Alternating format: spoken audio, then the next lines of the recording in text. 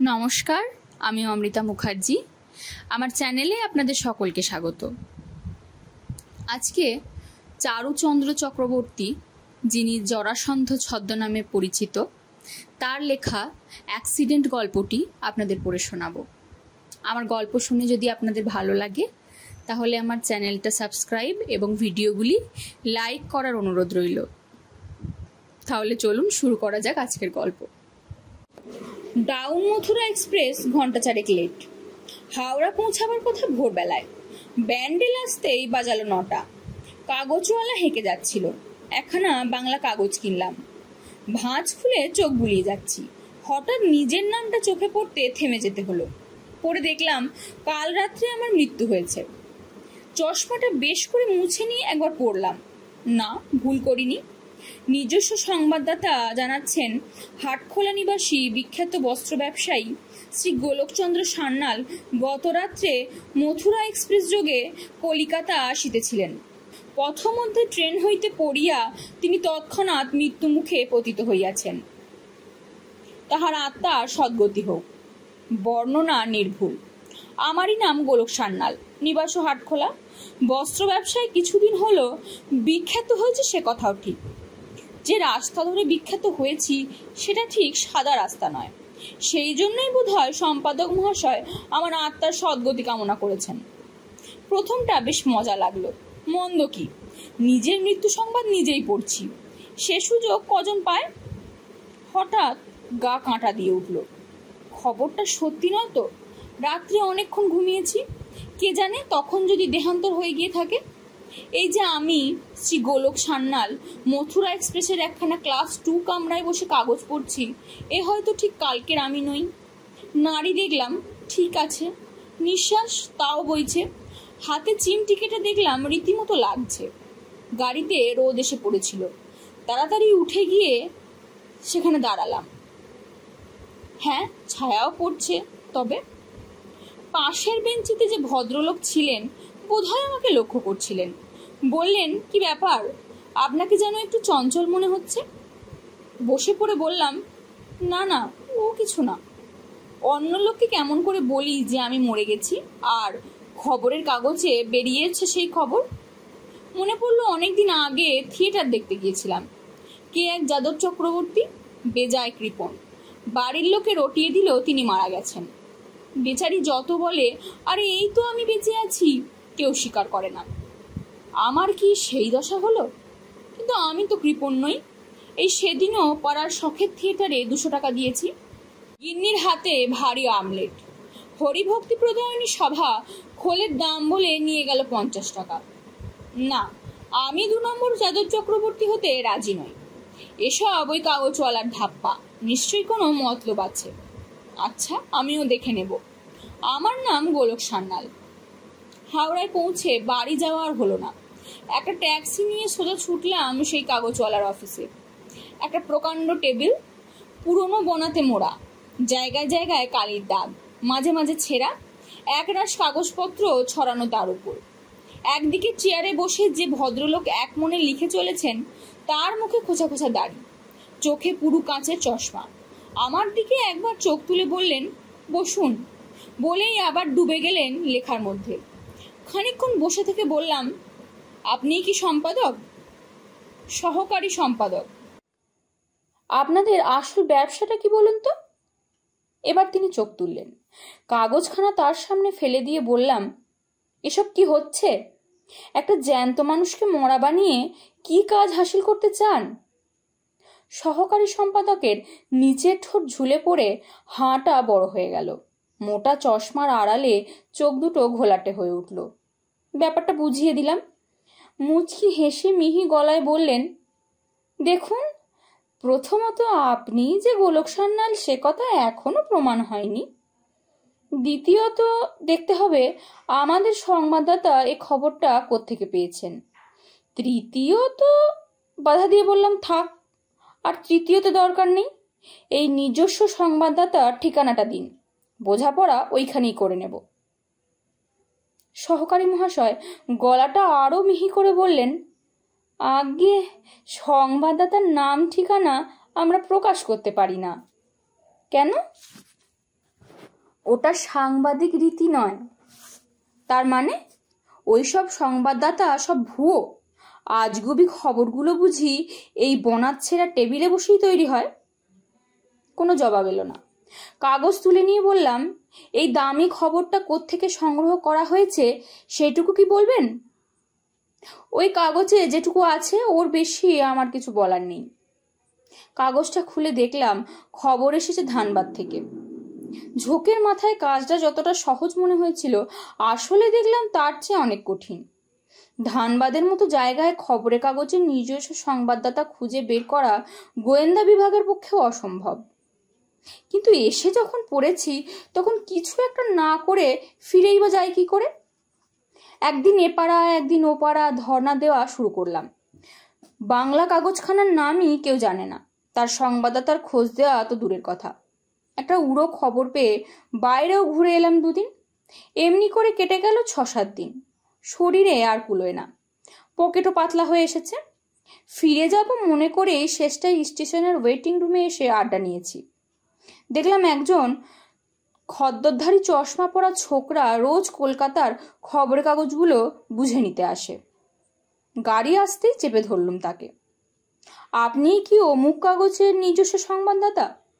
লোকটি আমার পা থেকে মাথা পর্যন্ত বার কয়েক তাকিয়ে নিয়ে বলল, কেন বলুন তো? বুঝলাম নরম রাস্তা ধরতে হবে। একেবারে তার হাত দুটো জড়িয়ে ধরে বললাম, বিদেশি লোক, বড্ড বিপদে পড়েছি ভাই, আপনি আমাকে একটু সাহায্য করুন। আপনি তাহলে? হ্যাঁ, আমি এখানকার রিপোর্টার, বলুন কি করতে হবে আমাকে?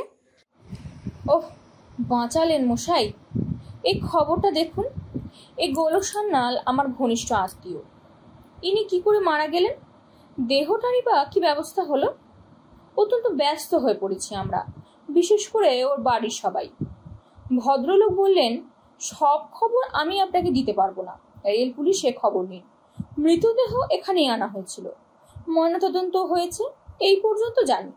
নাম ধাম সব ওদের কাছ থেকেই পেয়েছি। পরদিন রেল পুলিশের অফিসে হানা দিলাম। দারোগা বাবু মন দিয়ে আমার সমস্ত কথা শুনে গেলেন। জিজ্ঞেস করলেন, আপনি কে এবং আপনার কে হন এবং আপনার এই খবরে কি দরকার? আমি গোলক সান্যালের নিকট আত্মীয় এবং সেই জন্যই এই খবরে আমার বিশেষ দরকার। কিন্তু আমরা তো সেই দিনই তার বাড়ির ঠিকানায় তারপরে সব জানিয়ে দিয়েছি। নিজের অগোচরে চেঁচিয়ে উঠলাম, কি বললেন? বাড়িতে জানিয়ে দিয়েছেন? তাছাড়া আর কি করা যেত বলুন? অন্যায় হয়েছে কিছু? শুধু অন্যায়? সর্বনাশ, চরম সর্বনাশ করেছেন আপনি। দারোগার চোখে মুখে ঘোর সন্দেহের ছায়া পড়ল। বললেন, আপনার নামটা জানতে পারি? নাম মুখে এসে গিয়েছিল, সামলে নিলাম। সত্যি পরিচয় দিয়ে লাভ হতো না, বিশ্বাস করবে না। বললাম, নাম দিয়ে আর কি হবে আপনার? জানতে ইচ্ছা হয় বই কি একটু, নতুন আলাপ হলো। হঠাৎ যা মনে হলো বলে ফেললুম, আমার নাম গোবিন্দলাল সামন্ত। দারোগা বাবু হেসে বললেন, দেখুন বাবু সাহেব, আমরা পুলিশের লোক, বুদ্ধি শুদ্ধি কম, কিন্তু যতটা কম আপনারা মনে করেন ঠিক ততটা নয়। সান্যালের আত্মীয় হতে হলে আর যাই হোক সামন্ত হওয়া চলে না, নামটা বদলে দিন, নইলে অনেক ফ্যাসাদ। জানেন তো পুলিশের লোক আমরা। এরপর আর ধৈর্য রাখা সম্ভব হলো না। বললাম, তা জানি বই কি, আপনাদের বিদ্যের কি আর অন্ত আছে? একটা জ্যান্ত মানুষকে মরা বানিয়ে শুধু ক্ষান্ত হননি, মরার খবরটা বেশ ঘটা করে তার বাড়িতে জানিয়েও বসে আছেন। দারোগা বাবু এবার চটলেন, রুক্ষভাবে বললেন, এসব আপনি কি বলছেন? উঠে দাঁড়িয়ে বললাম, ঠিকই বলছি। আমার আসল নামটা শুনলে বিশ্বাস করবেন? যে লোকটাকে নিয়ে আপনারা এত কাণ্ড করছেন, আমি সেই গোলক সান্যাল। চলে যাচ্ছিলাম, দারোগা বাবু হো হো করে হেসে উঠলেন। তারপর বললেন, দাঁড়ান দাঁড়ান, এত কান্ডের পর কি আর আপনাকে ছেড়ে দেওয়া যায়?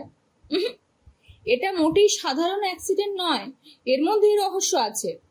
বলে এক হাঁক দিলেন। এই কন হ্যাঁ? একজন সিপাহী ছুটে এলো।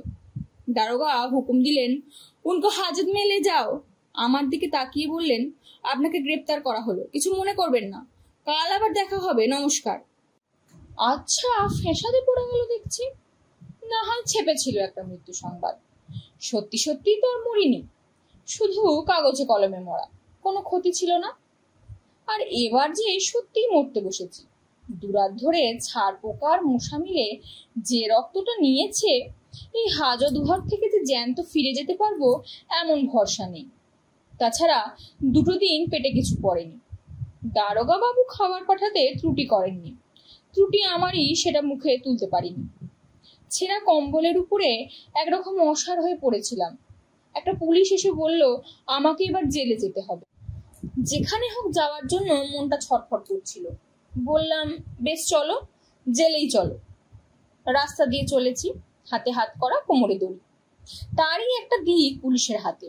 সবাই তাকিয়ে দেখছে, কেউ কেউ দাঁত দেখিয়ে হাসছে। দুধার থেকে কানে আসছে, চোটটা হ্যাঁ, নাম করা পকেট মার।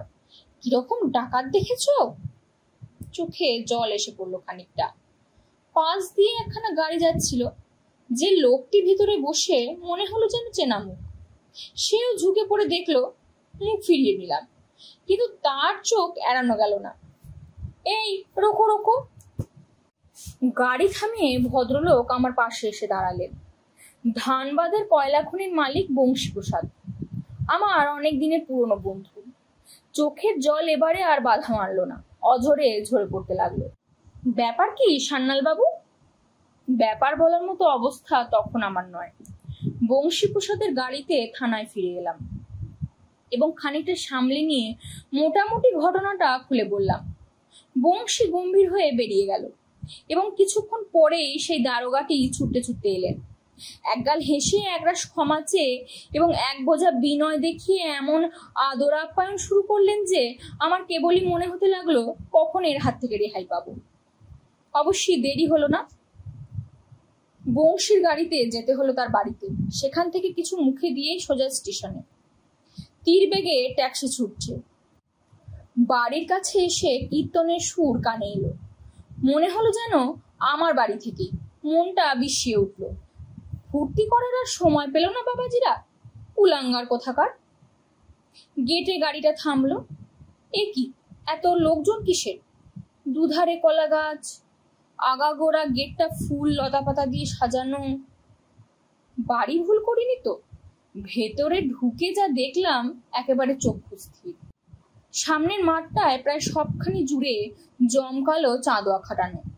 তার নিচে একেবারে রাজস্ব যজ্ঞের আয়োজন। মেহগিনির খাট, তার উপরে দামি বিছানা, চৌকি, আসন, বোঝা বোঝা বাসনপত্র, রূপোর সেট, কাঁসার সেট, ছাতা, জুতো, কার্পেট, শতরঞ্জি, আরো কত কি। হঠাৎ চোখে পড়লো তারই মধ্যে বসে আমার বড় শ্রীমান, মাথা কামানো, গলায় উত্তরীয়, পাশে পুরোহিত। এবার আর বুঝতে বাকি রইল না যে এটা হচ্ছে শ্রাদ্ধ বাসর। শ্রাদ্ধ হচ্ছে আমারই। ছেলেরা বেশ ঘটা করেই করছে, যেমনটা ঠিক হয়ে থাকে অন্য 5 জন বড় লোকের বেলা। কীর্তন আগেই থেমে গিয়েছে। যে যেখানে ছিল যেন পাথর হয়ে গেছে। ছেলেটা উঠে দাঁড়িয়ে ঠক ঠক করে কাঁপতে লাগলো। পুরুত ঠাকুর তার হাতে এক কষি জল দিয়ে বললেন, ভীত হয়েও না বৎস, নিশ্চয়ই আমাদের অনুষ্ঠানে কোনো গুরুতর ত্রুটি হয়েছে। তোমার স্বর্গীয় পিতার প্রেতাত্মা কুপিত হয়েছেন। এই জল সিঞ্চন করো, বলো স্নাত্তা পিত্তা সুখী ভব। হঠাৎ মাথায় খুন চেপে গেল। প্রেতাত্মা? লাথি মেরে সব একাকার করে দিলাম। প্রেতাত্মা? হাঁটাও সব। চারিদিকে একটা হুলুস্থুল পড়ে গেল। দেখতে দেখতে ফাঁকা হয়ে গেল অত বড় শ্রাদ্ধ বাসর। বাড়ির ভিতরে ঢুকে দেখলাম সে আর এক কাণ্ড। হল ঘরের মেঝের উপর গিন্নি পড়ে আছে। পরনে সাদা থান, গয়না নেই, পুরোপুরি বিধবার বেশ। 2-3 জনে মাথায় জল ঢালছে, জ্ঞান নেই। এমন সময় খবর এলো পুলিশের কোন সাহেব এসেছেন দেখা করতে। ফিরে এলাম বৈঠকখানায়। কি চাই বলুন? আপনার সম্বন্ধে যে ভুল খবর বেরিয়েছিল সেই জন্য আমরা আন্তরিক দুঃখিত। সব কাগজে প্রতিবাদ পাঠিয়ে দেওয়া হয়েছে। সে তো দিয়েছেন, কিন্তু ব্যাপারটা কি বলুন তো? পুলিশ সাহেব একখানা নাম ছাপানো কার্ড বার করলেন। এটা আপনার কার্ড? হ্যাঁ, আমারই কার্ড। আপনারা ওটা কোথায় পেলেন? 22 তারিখে ডাউন মথুরা এক্সপ্রেস থেকে নামতে গিয়ে একজন লোক হঠাৎ পড়ে গিয়ে মারা যায়। তার মানিব্যাগে নাম ঠিকানা লেখা এই কার্ডখানা ছিল। ওহ, সেই মারোয়ারি ভদ্রলোক। এলাহাবাদে তার সঙ্গে আলাপ। আমার ঠিকানা জানতে চেয়েছিলেন। একখানা কার্ড দিলাম, মানি ব্যাগেই যেন রাখলেন মনে হচ্ছে। আহা, লোকটা মারা গেছে? আগে হ্যাঁ। তারপর কার্ড দেখেই বুঝি আপনারা আমার মরার খবরটা চারিদিকে ঢাক পিটিয়ে জানিয়ে দিলেন? পুলিশ সাহেব কথা বললেন না। জিজ্ঞাসা করলাম, ভুলটা ধরা পড়লো কি করে? ময়নাতদন্তে ডাক্তারের সন্দেহ হলো, মৃত ব্যক্তি বোধহয় মারোয়ারি। আরো তদন্ত চলল। তারপর ধানবাদ থানায় তার সাক্ষী আমি নিজেই। কিন্তু এই ভুলটা আগে জানতে পারলে নিজের শ্রাদ্ধটা আর নিজের চোখে দেখতে হতো না, আর এতগুলো টাকার শ্রাদ্ধ এড়ানো যেত।